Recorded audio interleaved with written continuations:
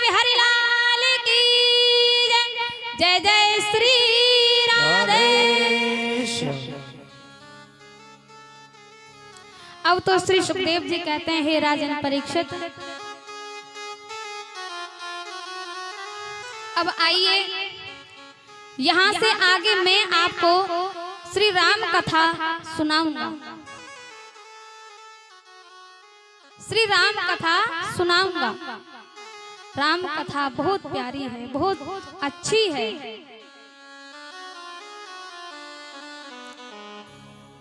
हो जय जय राम कथा, हो जय श्री राम कथा। इसे श्रवण कर मिट जाती है, इसे श्रवण कर मिट जाती है जन्म जन्म की व्यथा। हो जय जय राम कथा, हो जय श्री राम कथा, हो जय जय राम कथा, हो जय श्री राम कथा, हो जय जय राम कथा, हो जय श्री राम कथा। जय हो।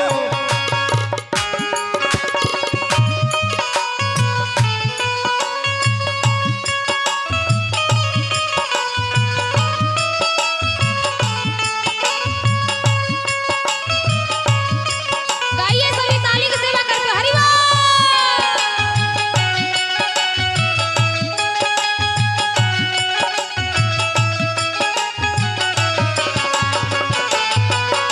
ये राम कथा की पावन कथा है। श्री राधे।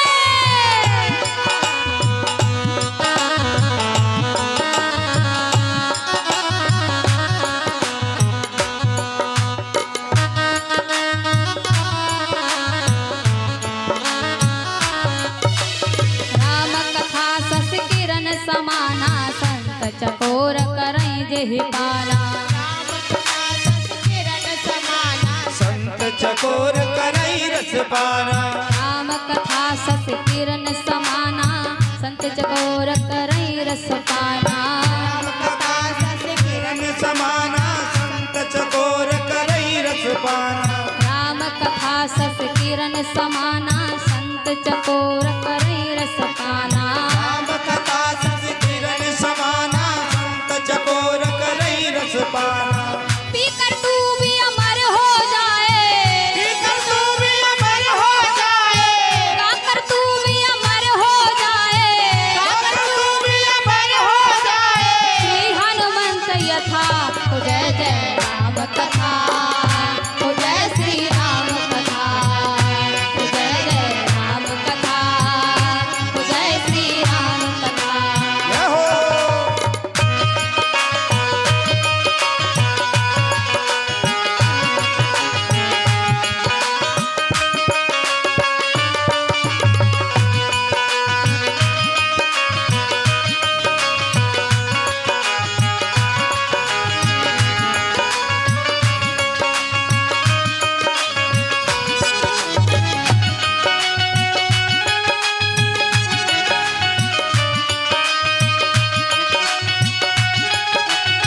जय हो। ताली बजाओ।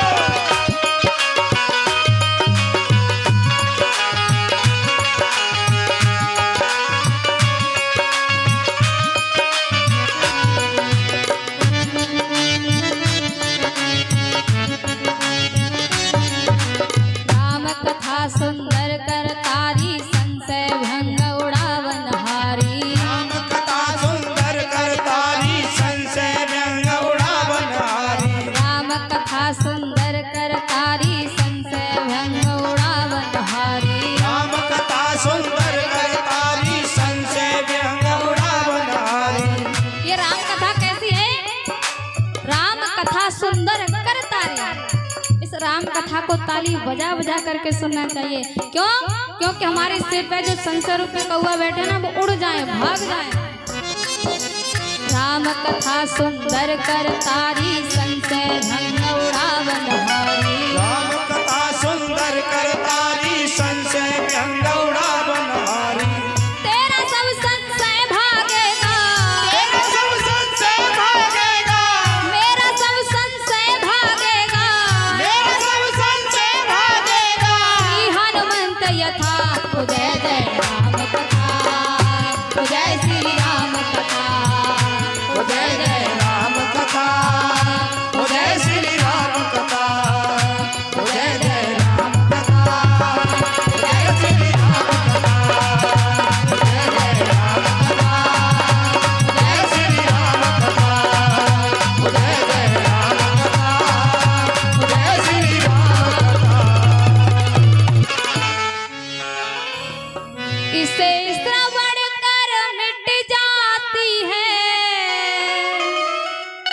इसे श्रवण कर मिट जाती है जन्म जन्म की व्यथा। हो जय जय राम कथा, हो जय जय राम कथा। राम कथा के ते अधिकारी, जिनके सत्संगत अति प्यारी। राम कथा को श्रवण करने के लिए वही लोग आएंगे जिनको सत्संग अच्छा लगता हो, जो पहले से ही सत्संग में लीन हो, जो पहले से ही रंगे हुए हों। आज श्री सुखदेव जी कह रहे हैं परीक्षित, अब आइए, अब मैं आपको श्री राम कथा का वर्णन करूंगा आपके सामने, आप बड़े ध्यान से सुनिएगा। श्री सुखदेव जी बता रहे हैं, खटवांग के हुए दीर्घबाहु और दीर्घबाहु के हुए अज और अज के हुए महाराजा दशरथ।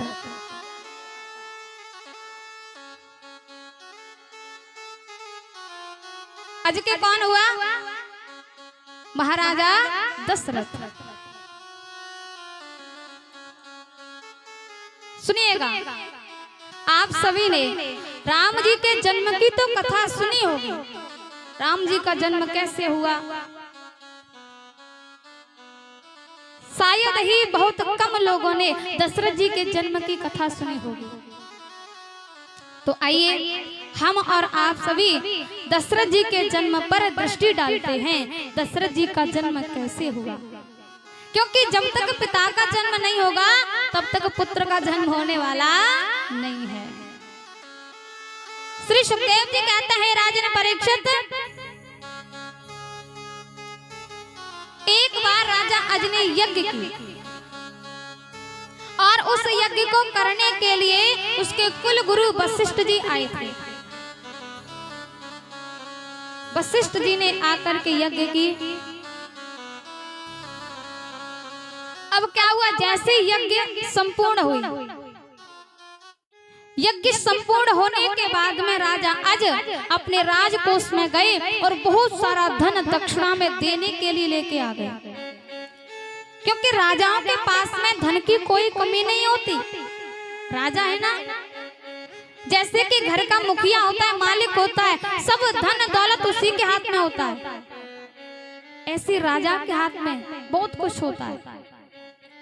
अपने राजकोष में गए, बहुत सारा धन हीरे मोती लेकर के आ गए अपने कुल गुरु वशिष्ठ जी को दक्षिणा में देने के लिए। जैसे आए वशिष्ठ जी ने कहा, राजा अज,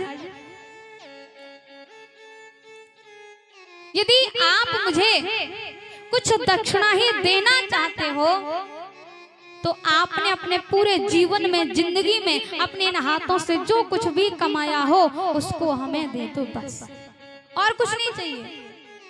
अब बताओ, राजा तो कभी भी कमाने के लिए जाते नहीं, उनके पास में पहले से सब कुछ है, वो क्यों जाएगा?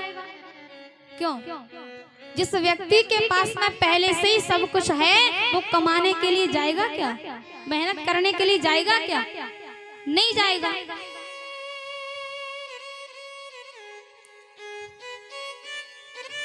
राजा अज के पास में पहले से ही इतना सारा धन है राजकोष में कि कभी बाहर जाने की आवश्यकता ही नहीं पड़ी। एक और बात, राजाओं के पास में अपना कुछ नहीं होता। राजाओं के पास में अपना कुछ नहीं होता, वो देख के चले जाने के बाद में दूसरा होता राजा। वो क्या अपने साथ में धन को, दौलत को लेके थोड़ी नहीं आता, अपना कुछ नहीं होता, वो सब होता है वो राजकोष का होता है, प्रजा का होता है, बाकी राजा का कुछ नहीं होता। आज वशिष्ठ जी कह रहे हैं, आपने अपने जीवन में, जिंदगी में जो कुछ भी कमाया हो, आप अपने द्वारा कमाई गई दौलत हमको दे दो, हम खुश हो जाएंगे, प्रसन्न हो जाएंगे, और बाकी हमें कुछ भी आपकी दक्षिणा नहीं चाहिए। राजा आज गंभीर हो गए, गंभीर होकर के कहा, गुरुदेव, मैंने तो आज तक, अब तक अपने इन हाथों से कोई कमाई नहीं की है, मेहनत मैंने कोई नहीं की है, मेरे पास कुछ नहीं, मैं क्या दूं? वशिष्ठ जी ने कहा यदि आपने अब तक कुछ कमाया नहीं है तो अब आपके पास में समय है, अब जाइए, अब जाइए और अब आप कुछ कमा करके लेके आइए। तो आज जैसी रात्रि हुई, रात्रि में राजा आज वेश बदल कर के जंगल की ओर आए और जैसे जंगल की ओर आए कुछ और उपाय दिखाई नहीं दिया।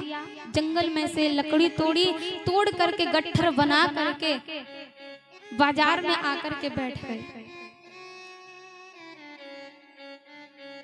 जैसे सुबह हुआ बाजार में लोग आने लगे। एक व्यक्ति आया, उसने पूछा कि भैया इन लकड़ियों की कीमत क्या है। तो राजा आज को अपने कुल गुरु वशिष्ठ जी की बात याद आ गई। कहा कि भैया आपने जीवन में जो कुछ भी कमाया हो वही कीमत है इनकी। अब उस व्यक्ति ने विचार किया कि ये तो बहुत अच्छी बात है, अब इनको क्या पता मैंने अपने जीवन में जिंदगी में क्या कमाया और क्या नहीं कमाया है। उसने कहा कि भैया मैंने तो अपने जीवन में 1 टका कमाया है। 1 टका माने 1 पैसा, 1 रुपया। मैंने सुना है एक जो टका होता है उसको बोलते हैं 1 पैसा। और देखिए आपके बीच में श्रीमान विजय सिंह जी, पंडित जी विजय सिंह पंडित जी हैं भोगलपुरा से, और इस भंडारे के लिए 1 कट्टा गेहूं का और 1 टीन रिफाइंड की वो भंडारे में देते हैं। बांके बिहारी जी, उनके खजाने में कभी धन दौलत से भंडारे में कमी नहीं रहे। सभी जोरदार तालियों के साथ स्वागत सम्मान करेंगे। और ये कार्यक्रम सबका है, ठीक है। हाँ, दान की शुरुआत हो चुकी है आपके समक्ष। अभी दान किसी का नहीं बोला गया है, और जो दान करते हैं वो तो दान करेंगे ही। बोली बांके बिहारी लाल की जय। जय श्री राधे, जय श्री राधे। तो आज राजा अज ने 1 पैसे में, 1 ही टका में लकड़ियों को गट्ठर को बेच करके और अपने राज्य में आ गए। आज 1 टका हाथ में लेकर के आ रहे हैं अपने कुल गुरु वशिष्ठ जी के सामने। तो देने में महाराज शर्म आ रही है, लज्जा आ रही है कि मैं इतना बड़ा धनवान होने के बाद में, अवध का राजा होने के बाद में, और अपने कुल गुरु वशिष्ठ जी को दक्षिणा में दूंगा क्या 1 टका 1 पैसा। देने में लज्जा आ रही है, शर्म आ रही है कि कैसे दूं मैं, कौन से हाथों से दूं मैं। आज राजा अज के आने की खबर वशिष्ठ जी को पता चला ना। वशिष्ठ जी उसी समय राजा अज के पास आ गए। बोले राजा ना, आप रात्रि भर घर से बाहर गए थे, अरे कुछ कमा करके लाए हो कि नहीं लाए हो। तो आज राजा आज बहुत सकुचा रहे हैं, धीरे धीरे वशिष्ठ जी की ओर आ रहे हैं, पैर आगे के लिए बढ़ ही नहीं रहे हैं। अब जैसे पहुंचे बोले हाँ गुरुदेव। बोले क्या? बोले 1 टका। वशिष्ठ जी ने अपना हाथ आगे की ओर किया, राजा आज ने अपनी मुट्ठी अपने कुल गुरु वशिष्ठ जी के हाथ पे खोल दी। 1 टका 1 पैसा को देखा वशिष्ठ जी ने। देख करके महाराज मन में सोचा, विचार किया कि आज मैं धन्य हो गया। अरे राजन, ऐसी दक्षिणा आज से पहले किसी गुरु ने अपने शिष्य से स्वीकार नहीं की होगी, जैसी कि दक्षिणा आज मैंने आपसे ली है।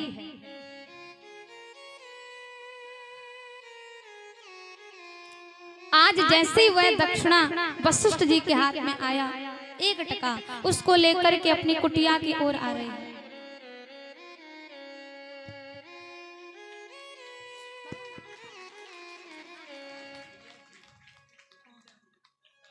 जय हो।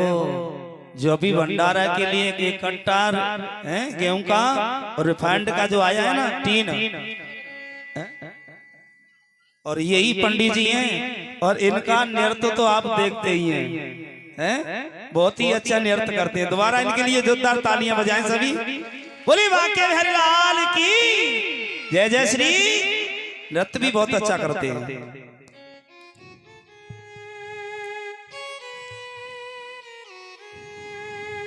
विजय सिंह पंडित जी, और ये भी माला से स्वागत सम्मान करते हैं।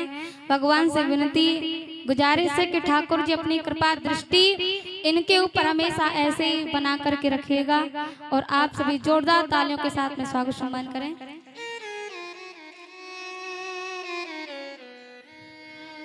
तो आज वशिष्ठ जी जैसे अपनी कुटिया की ओर आ रहे हैं, आश्रम की ओर आ रहे हैं, आश्रम में वशिष्ठ जी की पत्नी अरुंधति देवी, कौन? अरुंधति देवी बड़ी आस लगा करके बैठी है, आस लगा करके बैठी है कि आज तो हमारे पति राजा अज के यहाँ से यज्ञ करके आ रहे होंगे, तो बहुत सारी बहुत मोटी दक्षिणा लेकर के आ रहे होंगे।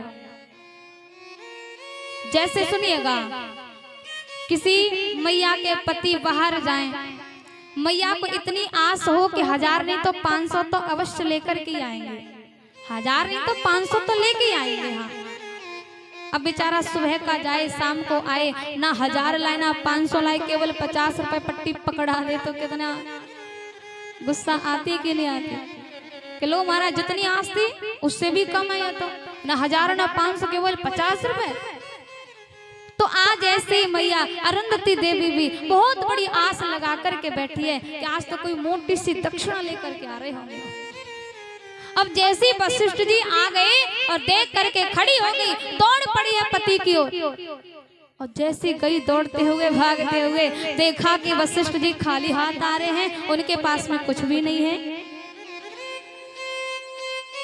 आकर के पूछा स्वामी दक्षिणा कहाँ है? वशिष्ठ जी ने कहा देवी आज मैं ऐसी दक्षिणा लेकर के आया हूँ, ऐसी दक्षिणा लेकर के आया हूँ। अब जो कहा ऐसी दक्षिणा, तो मैया समझ गई पक्का कोई बहुत बड़ी सी दक्षिणा लेकर के आए हैं।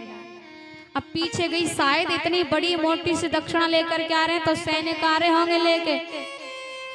पीछे गई महाराज दौड़ती हुई भागती हुई, पीछे कोई नहीं।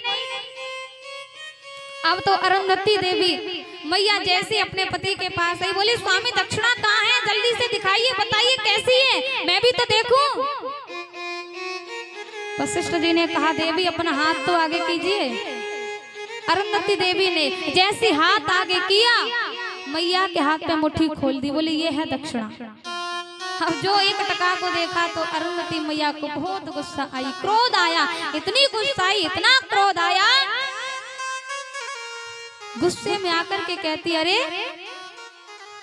इतना बड़ा राजा होने के बाद में, अवध का राजा होने के बाद में दक्षिणा क्या दी है? 1 टका 1 पैसा। अरे इस 1 टका को देने में उस राजा अज को शर्म नहीं आई, लज्जा नहीं आई? आज अरुंधति मैया को इतना क्रोध आया है कि गुस्से में आकर के 1 टका इतनी तेजी से फेंका, इतनी तेजी से फेंका कि 1 टका जाकर के राजा अज की सीमा में गिर पड़ा। राजा अज की सीमा में आकर के गिर पड़ा, और जिस स्थान पर गिरा था ना, उसी स्थान पर उस टका में से एक वृक्ष निकल करके तैयार हो गया। अब धीरे धीरे धीरे धीरे करके वृक्ष बड़ा हुआ, बड़ा होने पर सोने के मुकुट आए। राजा अज ने विचार किया जब इसकी शाखाओं पर सोने के मुकुट लग सकते हैं तो इसकी जड़ में क्या होगा, जड़ की खुदाई करके देखते हैं। तो राजा अज के सैनिकों ने उस वृक्ष की जड़ की खुदाई की। जब जड़ की खुदाई की है तो महाराज जड़ में से एक सोने का रथ निकला। सुनिएगा बड़े ध्यान से, जब खुदाई की तो उस वृक्ष की जड़ से